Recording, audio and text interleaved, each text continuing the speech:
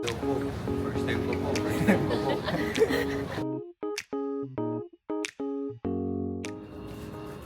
Sige, pamichi yan. Yung Pamichi i. na ano na egg, tikman nyo masarap. Kami chiki. Kami chiki. Kami chiki. Ano plano ah?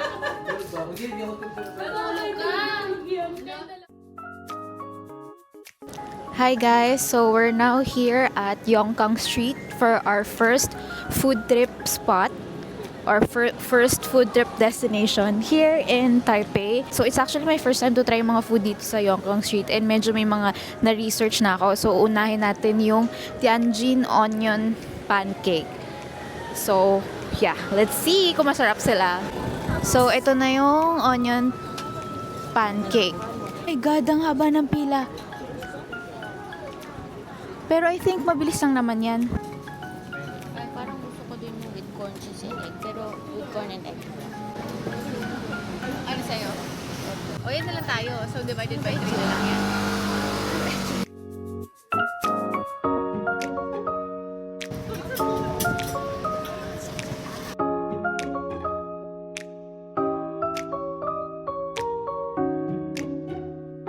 So, I got the corn, cheese, and egg. Ayun o, mayroong corn sa loob. Cheese, of course, and egg. Let's try.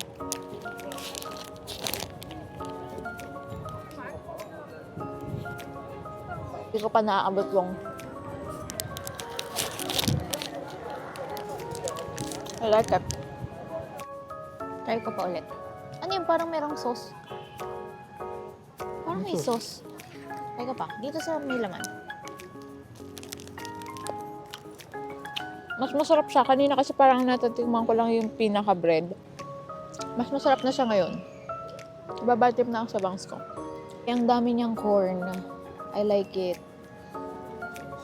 Tsaka yung cheese. Sarap.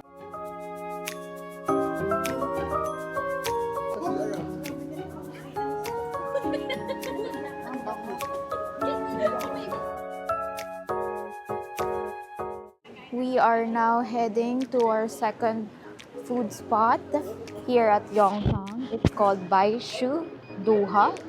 Baishu Duha. I'm not sure if I'm pronouncing it right, pero ito yung parang taho nila na famous dito. So we're gonna try it. Yun ang hindi ko alam kung magkano siya. Hati-hati lang. Yan ang tipid tips.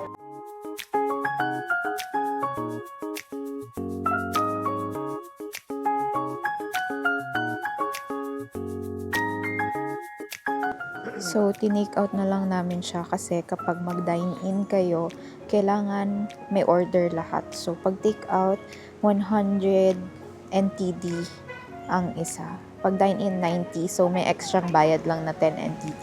And then, dito na lang namin siya kakainin sa park kasi binigyan naman nila kami ng spoon. So, let's try. So, kailangan pa namin pala siyang i-assemble. Meron siyang parang peanut. May chilled taho for short. Ang sarap niyang may nuts. I like it. Lagay natin lahat ng nuts. Masarap siya. Masarap siya. Hindi siya masyadong matamis. Yung mga kalat Guys, tingnan nyo naman ang itsura ko dito. Naka-squat pa. Kasi pag dine-in, kailangan lahat order.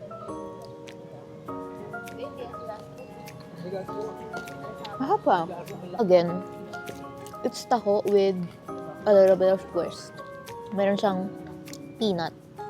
So we are now lining up to our third food spot here at Yongkang Street. It's called El Atelier Lotus. That's their shop over there. And then yung pila is nandito sa may park. Ayun, basta ang haba ng pila. Talagang ang pinunta lang namin dito ay kumain. That's right. Ayun na, tayo na. We got the goods. So, papakita ko na lang to sa inyo and titikman natin siya pag uwi natin sa Airbnb. But now, we are heading to Yongkang Beef Noodles.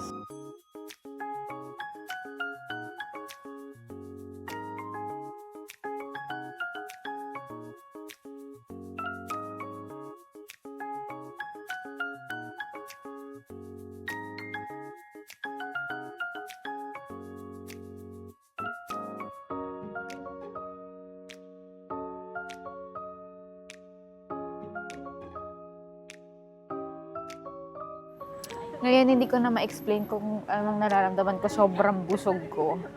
We're going back to Ximending and maglalakad-lakad kami doon. Dami pang pwedeng makainan dito sa Yongkang, pero yung mga recommended lang talaga yung pinuntahan namin. Para sure ball na talaga.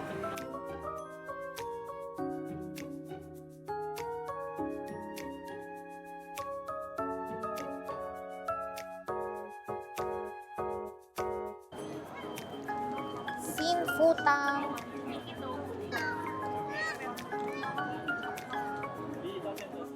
Hi guys! So we're back na dito sa aming Airbnb and iti-try na natin tong nougat biscuit na nabili natin sa El Atelier Lotus kanina dun sa Yongkang Street. So ganito siya kadami yung isang tub. So ang kinuha namin is the onion spring something. Pero yun daw yung best seller nila kasi may onion. Try na natin siya. Ganyan siya. May nougat sa gitna and then merong biscuit. Try natin. Ako muna.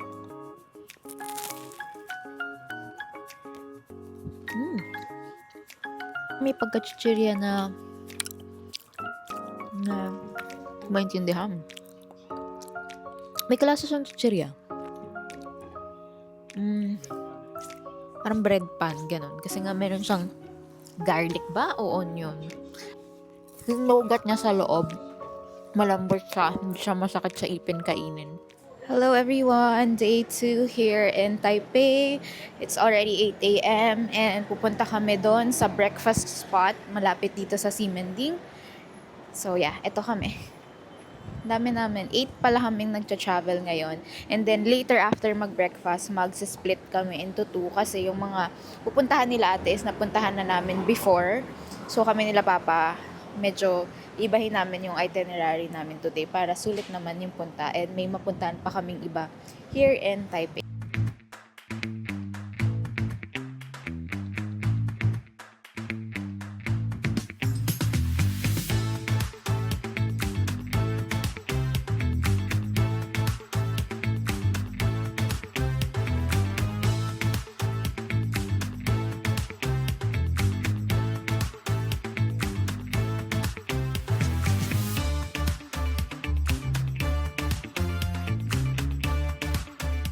Since maraming tao dun sa Yonghe, dito tayo kakain sa main street dito. Yung dinadaan natin pag night market or pag gabi, diba dito yun? Dito tayo.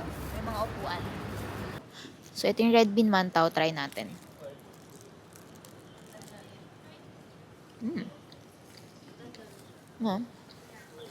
Masarap. Chicken? Chicken omelette. Chicken omelette. Chicken omelette siya. I think yung isa, babaunin na lang natin. Now, let's try yung soy nila. Soy milk. I got pala yung ice. Merong hot. Merong pang mga chocolate doon. Pero yung original na ice lang yung kinuha natin. Perfect. Perfect. Ang sarap. Okay, so we're now here at Keelung. Dito tayong first stop natin sa Zengbin Port Color House. Yung mga yan sa likod ko. So, ang dami nagpipicture dun sa isang spot dun. And then, ito yung may T-Ham na bus stop. So, magpipicture din tayo dyan. And medyo mainit siya. Pero hindi naman super like lagitan. Medyo maaraw kasi dito sa part na to. So, magpipicture lang kami and then after nito pupunta tayo ng Heping Island.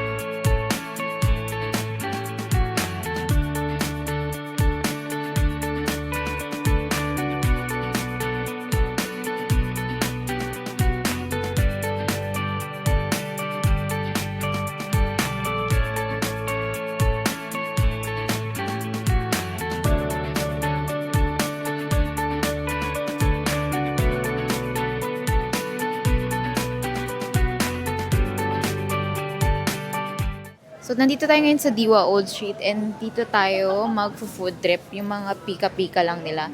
Kain tayo. So, yeah. Pakita ko sa inyo ano mga pwede nating makain for today.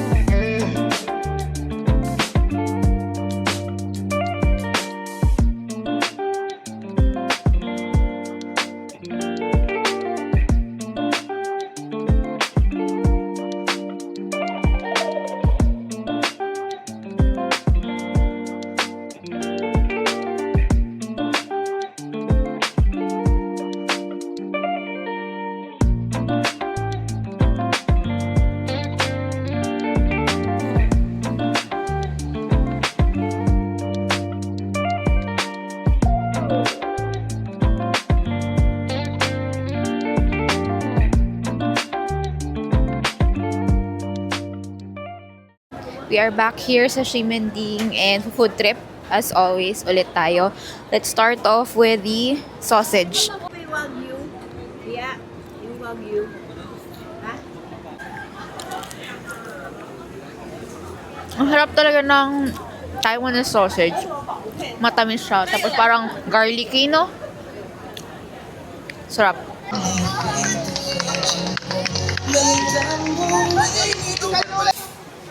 So, nag-crave kami sa rice. And we're gonna eat some rice. Nag-dine-in na lang kami para mas comfy kainin. Nandito lang to sa tapat ng Mr. Ho. And ang daming pila dun sa kabila. Alam ko yun yung mas famous. I think yun yung mas pinipilahan sa TikTok and all. Pero ang haba ng pila and parang feeling namin hindi kami makakaupo. Dun sa tabi niya, okay din naman yung food. Na-try na namin dito before ni Choped. So, dito na lang kami kakain.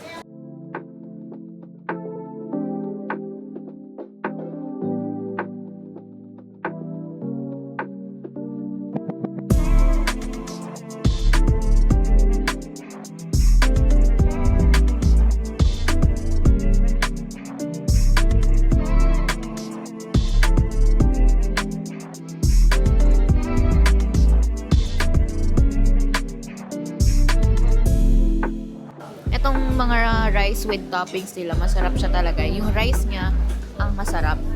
Parang may mga nakahalo sa rice or iba yung ginagamit nilang tubig. Baka yung katas ng chicken, yung possible na ginagamit nila for ang tawag dito? Pagluto or pagsaing. Kasi may ibang lasa ng rice. Yung portion niya, mas marami yung portion ng kanin kesa sa toppings. Pero masyado ma-feel kasi na may lasa. Parang for us, may lasa yung kanin. Good morning guys. We are getting ready to go to Taichung. Susunduin kami ng van namin. May nirent kaming van. Nirecommend siya ng friend ko na nagpunta rin dito sa Taiwan. I suggest talaga na mag-van transfer kayo kung madami kayo. Yung mga buses doon and yung mga trains doon, medyo mas mahahaba yung interval niya compare sa metro here in Taipei. So, para hindi maubos yung oras nyo kakaintay ng mga trains and bus, mag-rent kayo ng van kung madami naman kayo. Pero kung dalawa lang kayo or like tatlo, kaya nyo mabilis na pumunta sa mga train, I would suggest mag-train na lang kayo, mas makakamura.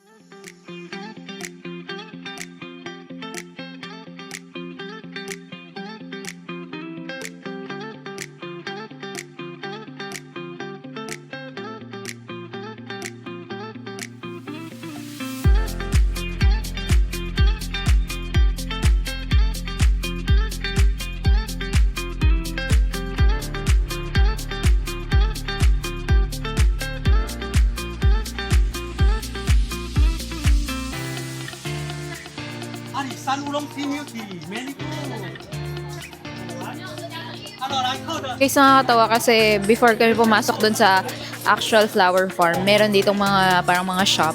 Tapos pag pumasok ka, bibigyan ka nila ng mga freebies, mga sampler tester, ganyan. Tapos bigla na lang kami in-sprayan sa mga batok and all. Pero okay naman. Mamoy na tuloy ako, matanda. Ganun.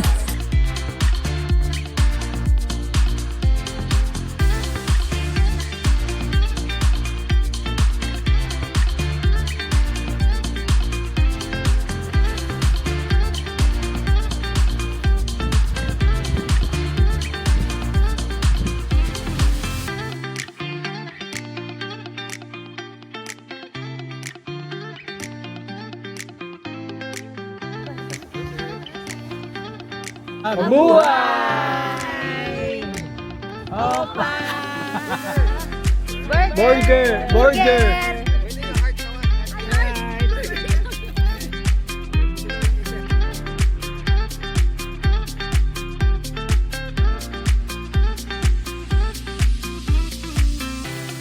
So we are now here at our second stop. Actually, pang third na nga eh. Kasi meron kaming inistapan kanina na parang street na maraming cherry blossom. So, yan. Nag-stop lang kami dun sa gilid nun para mag-take ng photo. So, ngayon, nandito kami sa Chun Shui Tang. Dito yung original store ng Chun Shui Tang. I think maraming Chun Shui Tang around Taichung. I'm not sure if meron din sa Taipei. But this one is the original. Dito talaga siya. Yan.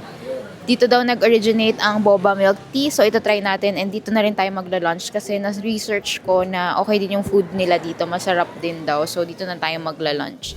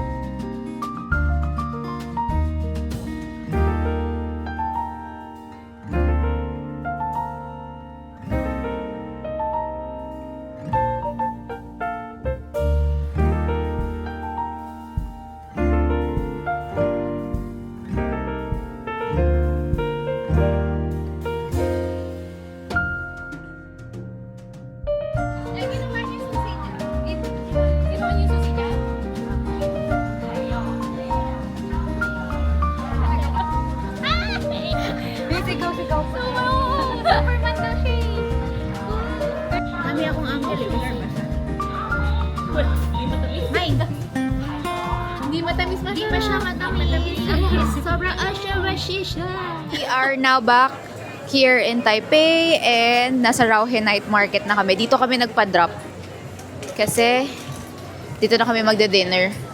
So, let's go! Pepper bun!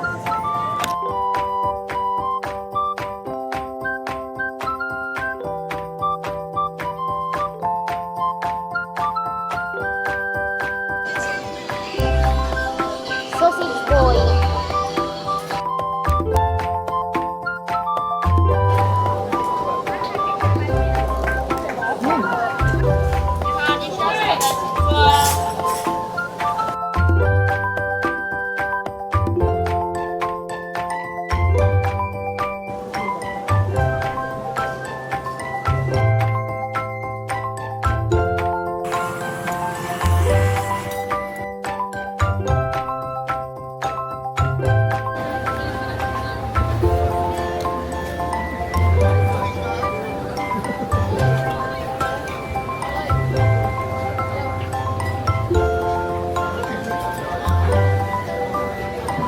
Guys, good morning. Day 4? Day 4 na ba? Hi guys, good morning. Day 4 here in Taipei. We are heading to Taipei 101. So this will be my third time seeing the Taipei 101. But this time with my cousins na. Malapit lang naman siya. Magti-train lang kami sa Ximen.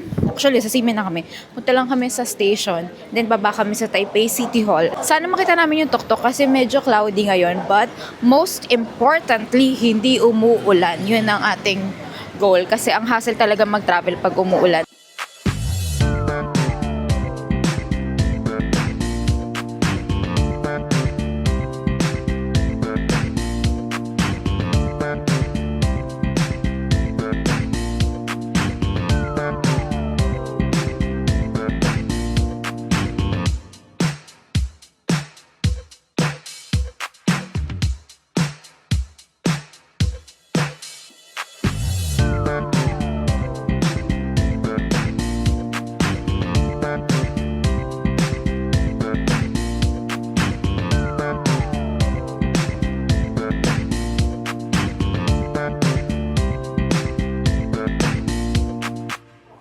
So, we are now going to climb the Elephant Mountain. Napanik na namin to ni Joped before and gusto namin silang dalhin dito. Kasi gusto din daw nila makita yung picture, yung kung saan kami nagpicture before. And maganda talaga yung view niya sa taas. And I hope ready sila kasi medyo madami-daming stairs tong aakitin natin. So, bumili kami ng juice before kami umakyat. May mga coffee shop and juice na nagtitinda dito sa baba. So, ito, I got the passion fruit with jelly. Tara, akyat muna tayo.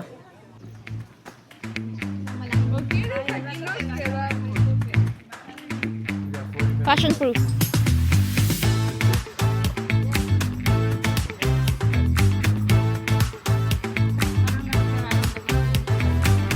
Dito ka lang. Di ba nga? Kailangan ka huminga. Oo.